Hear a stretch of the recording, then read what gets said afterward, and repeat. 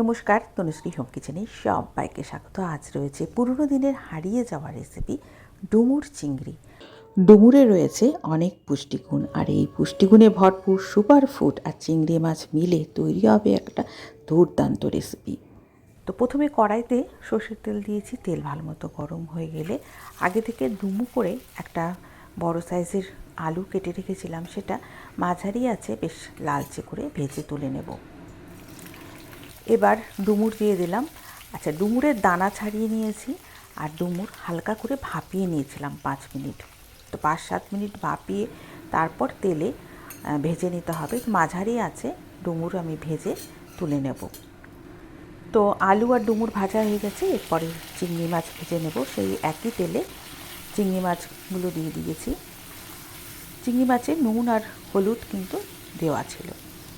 হালকা করে ভাজবো 2 থেকে 3 মিনিট মাঝারি আছে ভেজে চিংড়ি মাছগুলো তুলে নিতে হবে। খুব বেশি চিংড়ি মাছ ভাজলে আবার চিংড়ি মাছগুলো শক্ত হয়ে যাবে।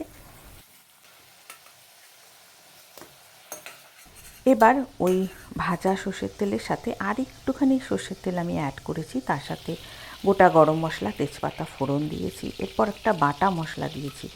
দেখো ওই প্লেটের মধ্যে পেঁয়াজ, আদা, লঙ্কা আর কয়েক কোয়া রসুন নিয়ে নিয়েছি। এটা আমি একসাথে বেটে নিয়েছি।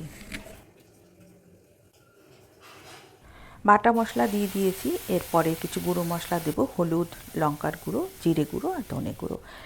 তো বেসিক যে মশলাগুলো বাড়িতেই থাকে তা দিয়ে কিন্তু সুন্দর একটা রেসিপি তৈরি হয়ে যাবে।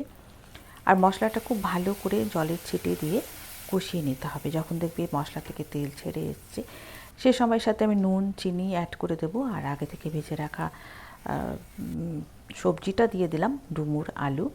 তো ডুমুর আলু দিয়ে আমি একটুখানি কষিয়ে নেব। হ্যাঁ, সামান্য চিনি দিয়েছি। চিনিটা স্কিপও করতে পারো। সমস্ত কিছু দিয়ে দেখো ভালো করে আমি একটু ঢাকা দিয়ে রাখবো, যাতে সবজিটা খুব ভালো করে মশলার সাথে মজে যায়। 2-3 মিনিট আমি ঢাকা দিয়ে রেখেছিলাম। এরপরে আমি চিংড়ি মাছটা অ্যাড করব। ভাজা চিংড়ি মাছ দিয়ে একটুখানি নাড়াচাড়া করে নেব। এরপরে আমি খানিকটা জল অ্যাড করব। তোমাদের গ্রেভি অনুযায়ী জল অ্যাড করতে পারো। এখানে আমি 1 কাপের একটু কম জল অ্যাড করেছি। এটা একটু মাখো মাখো হলেও খেতে ভালো লাগবে, বা পাতলা ঝোল যদি করো সেটাও খেতে ভালো লাগবে।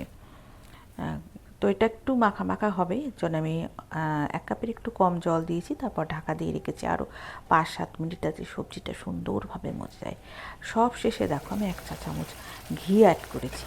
তো এই সাবেকি রান্নাতে একটু ঘি, গরম মশলা, একটু অল্প চিনি দিলে বেশ সুন্দর একটা টেস্ট আসবে।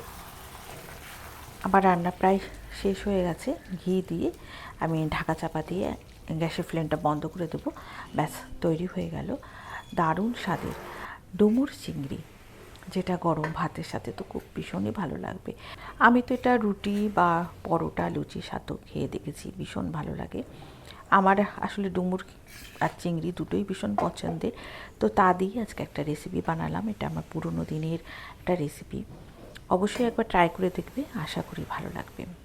তো বন্ধুরা, আজ এই পর্যন্ত। আবার চলে আসবো নতুন কোনো ফ্লেভার নিয়ে। আজকের রেসিপি কেমন লাগলো অবশ্যই কমেন্ট করে জানাবে। ভালো লাগলে লাইক করে পাশে থাকবে। নতুন বন্ধু থাকলে সাবস্ক্রাইব করে রেখো, আর বেল আইকনটি প্রেস করে রেখো। এই ধরনের সহজ নিত্য নতুন রেসিপি আপডেট পাওয়ার জন্য।